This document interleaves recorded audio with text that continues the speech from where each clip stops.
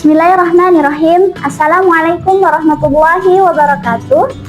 Perkenalkan, nama saya Siti Ulwiyah, mahasiswa program studi ilmu Al-Quran dan Tafsir.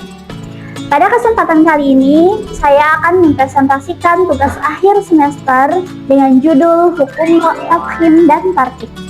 Melalui presentasi ini, saya akan menjelaskan bagaimana penerapan hukum bacaan huruf ro dalam Al-Quran, baik ketika dibaca dengan tebal maupun tipis, disertai dengan contoh-contoh bacaannya.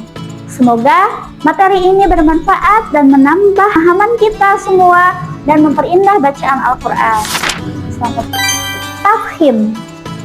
Tafhim ialah sifat ketebalan pada suatu huruf di mana ketika ia diucapkan, posisi mulut dipenuhi oleh gema suara yang seakan-akan dipenuhi oleh makanan, sehingga huruf ro bisa dibaca tebal atau tafhim tergantung letak harokat dan posisi huruf di dalam kata. Lalu selanjutnya ada tarkik. Nah, sedangkan sifat sebaliknya itu disebut tarkik, yakni tipis, yang tentunya ketika diucapkan posisi mulut tanpa dipenuhi dengan gema suara.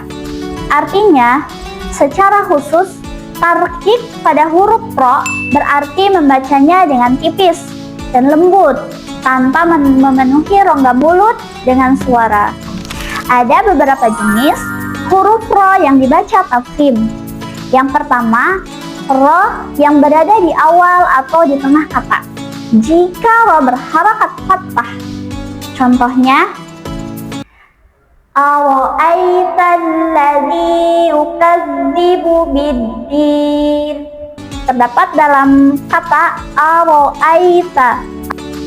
Dan ada juga faqalu rabbana atina min ladunka rahmah. Rabbana apabila ro berharakat dhammah. Nah, contohnya kullama ruziqu minha min thamaratir rizqa, ada terdapat dalam kalimat ruziqu. Jika ro mati terletak sesudah huruf yang berharakat fathah, contohnya laqad arsalna rusulana bil bayyinat. Jika ra mati yang terletak setelah huruf yang berharakat dhammah, contohnya faulaika yadkhuluna al-jannata yurzaquna fiha. Dari kata yurzaquna, jika ada ra mati terletak sesudah huruf yang berharakat kasrah aridah atau kasrah yang tidak asli.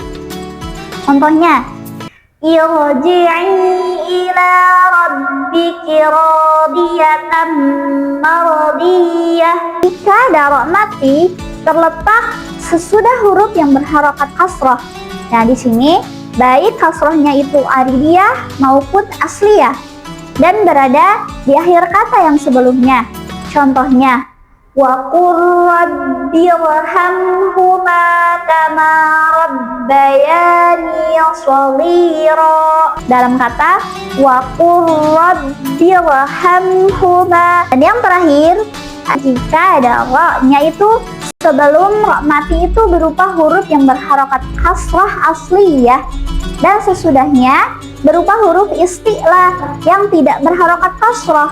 Contohnya walau nazzalna 'alaika kitaban fi qirtas, itu dibaca tebal ra matinya. Nah, lalu selanjutnya adalah huruf ro yang dibaca tarkik. Pertama adalah jenis ro yang berada di awal atau di tengah kata. Jika sebelum huruf ro berharakat kasrah, contohnya rijalan nuhi, itu dibacanya tipis saja ya. Jika sebelum ra mati berupa huruf yang berharakat kasrah asliyah dan sesudahnya bukan huruf isti'la. Contohnya wa fir'auna fil autad. Dalam kata wa fir'auna itu dibacanya tipis. Kedua, jenis ro yang berada di akhir kata. Ini disebutnya waqaf. Jika ro mati atau ro aridi yang tidak asli sesudah hurufnya berharokat kasroh, misalnya qadir atau fahal mim muddakir, atau antara keduanya dipisah huruf sahih mati yang bukan huruf isti'la, misalnya la faridu wala bik, itu dibacanya tipis. Jika ra mati aridi atau ra yang tidak asli sesudah ya mati, misalnya innallaha bima ta'maluna basir. Nah, itu dibaca tipis. Ada huruf ro yang bisa dibaca tafkhim dan bisa dibaca tarkik. Ada ro yang berada di tengah kata. Nah, jika sebelum ro mati itu berupa huruf yang berharokat kasroh asli ya, dan sesudahnya berupa huruf isti'la. Nah, yang ini contohnya fakana ala firaqika qawdil azim. Ada terdapat dalam kata firqi, mau dibaca firqi atau mau dibaca firqi. Tuh, boleh dibaca tebal dan boleh dibaca tipis. Lalu selanjutnya ada jenis ro yang berada di akhir kata atau diwakafkan. Akhir kata ini berupa ro mati yang tidak asli dan huruf sebelumnya berupa huruf yang berharokat kasroh, namun dipisah oleh huruf isti'la yang mati atau yang sukun. Nah, dan ini hanya terdapat pada kalimat ainal qiltor. Itu mau dibaca tebal atau dibaca tipis bisa. Dan juga dalam kata milsor, mau dibaca tebal atau dibaca tipis. Sekian dari saya, mudah-mudahan bermanfaat dan mohon maaf apabila saya pun kurang tepat dalam membacanya. Wallahu a'lam bishawab. Mudah-mudahan semuanya diberikan kemudahan dan kelancaran dalam membaca Al-Quran yang begitu indah ini.